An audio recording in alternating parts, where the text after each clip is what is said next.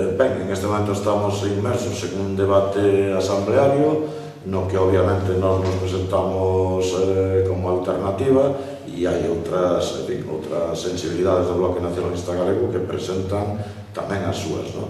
Eu creo que, efectivamente, hai xente que igual o vive como un problema. Eu creo que o vivo, primeiro, con tranquilidade. Ese debate se produce en casi todas as forzas políticas e o problema é que ese debate se oriente en discusións políticas, en saber, en que a afiliación coñeza cal é o plantexamento de cada quen no organizativo e no político, e non leválo a un debate agresivo de uns contra outros, etc. Eu creo que é un debate de que se utilizamos con inteligencia e se somos capaces de debater en esos términos sabendo que todos somos do Bloque Nacionalista Galego, eu para min, desde logo, as demais persoas que se poidan presentar en outras sensibilidades, en outras listas, son do Bloque Nacionalista Galego. Eu quero seguir pensando que, efectivamente, é moito máis o que nos une que o que nos separa, e eu creo que todos, efectivamente, faremos ao final un esforzo de síntesis e por buscar o ben do Bloque Nacionalista Galego. O único que lamento,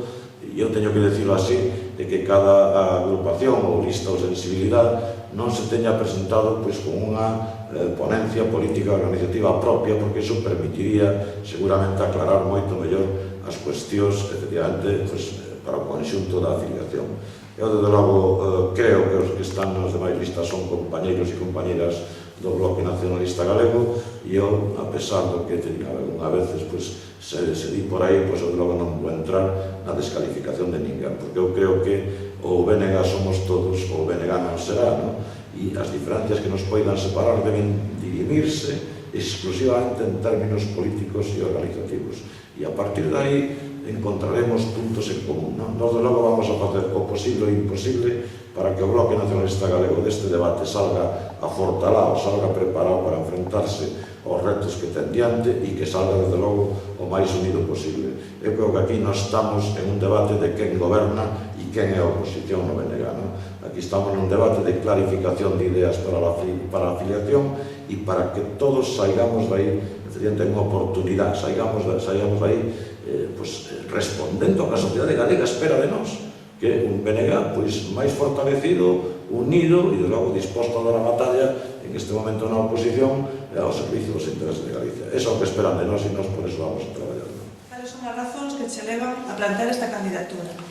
Bueno, neste momento en que está o Bloque Nacionalista Galego, neste momento histórico, un grupo importante de xente do BNG me planteou a posibilidade de presentarme a portavoz nacional nesta ocasión. En calquer caso, é unha proposta que a mí, francamente, me honra, porque en ningún momento pude pensar que se pensara en mí, pero que, me levou a participar porque comparto o objetivo básico que é darle un novo rumbo ao Bloque Nacionalista Galego na situación política actual. Cales son, ao teu modo, os puntos cardinais sobre os que construir o futuro inmediato do BNG? Efectivamente, o futuro inmediato do BNG é a relación con ese novo contexto político. É evidente que o Bloque Nacionalista Galego acaba de sair do goberno, que é un feito, eu creo que importante, pero, sobre todo, acaba de volver a ter unha perda de apoios electorais e onde estamos nun contexto que eu, por non ser excesivamente optimista, que non debe serlo, bastante difícil. Creo que estamos nun contexto de ataque frontal a todo o que signifique nacionalismo por parte do españolismo e da dereita, e nun contexto de crise económica coas repercusións sociais de todo tipo que iso ten. Ben, en ese contexto hai dúas cuestións básicas que abordar. Poñer a organización en forma como un medio de actuación social e afinar a liña política do Bloque Nacionalista Galego para responder ás necesidades sociais que, sin duda, aí haberá. Con respecto á portavocía nacional do BNG, cal é a función e a forma na que concibes esta portavocía? Bien, cada momento concreto político ten as súas solucións prácticas concretas, e eu creo que en este momento un portavoz ou portavoza nacional que elixa a Asamblea debe dedicarse a tempo completo á actividade do Bloque Nacionalista Galego, non? Queres decir que eu creo que hai un traballo suficientemente importante que requiere esa dedicación exclusiva, non? É evidente que temos que ter un bloque que este máis conectado entre a dirección e a base militante. Necesitamos un Bloque Nacionalista Galego que este presente na sociedade e, por lo tanto, que este en contacto cas organizacións sociais, que este a pé de obra, que este traballando a pé de rúa, non?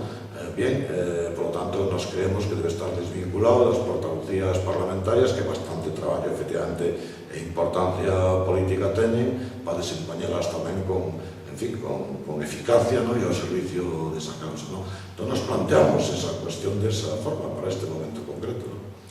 Ciertas voces, como sabes, están a falar de si a portavocía nacional debe ser provisional ou debe ir vencellada a candidatura ás próximas eleccións á presidencia da Xunta. Crees que é o momento de introducir este debate? Bueno, a mí esa cuestión me resulta algo curiosa, ¿no? Efectivamente, estamos diante dunha asamblea extraordinaria que se produce basicamente porque despois dunha perda de apoio electoral pois se plantea a dirección pois en fin, poñer a disposición os seus cargos de afiliación. Por lo tanto, o que estamos é primeiro en un momento en que se trata de resolver esa cuestión, ¿no? Pero en segundo lugar, é que eu creo que é difícil vincular, ¿no?, esta cuestión a unha hipotética presidencia da Xunta, porque en calquer caso eu creo que todos nós, efectivamente, sempre somos provisionales, non é unha cuestión de plantearse un que vai a ser provisional, sino que é a afiliación do Bloque Nacionalista Galego que te fai provisional ou non, non? E se efectivamente estamos ainda adiante de outra asamblea ordinaria que en principio parece que no 2010 se vai a facer, pois habrá outro momento incluso onde o BNG decidirá si sí, si no, ou si todo lo contrario, non? Por lo tanto, eu creo que hai que resolver e aquilatar as cousas en cada momento.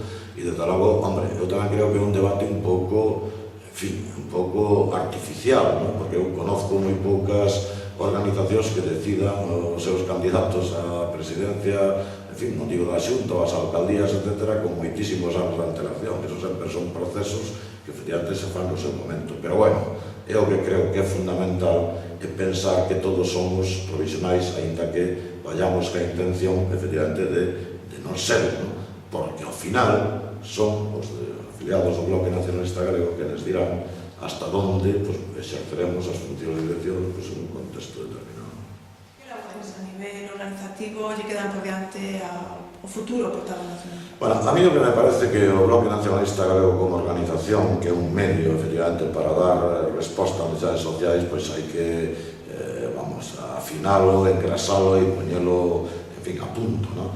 Desde logo son dos que creo que, bueno, que é necesario aumentar a democracia e a calidad da democracia dentro do Bloque Nacionalista Galego, non?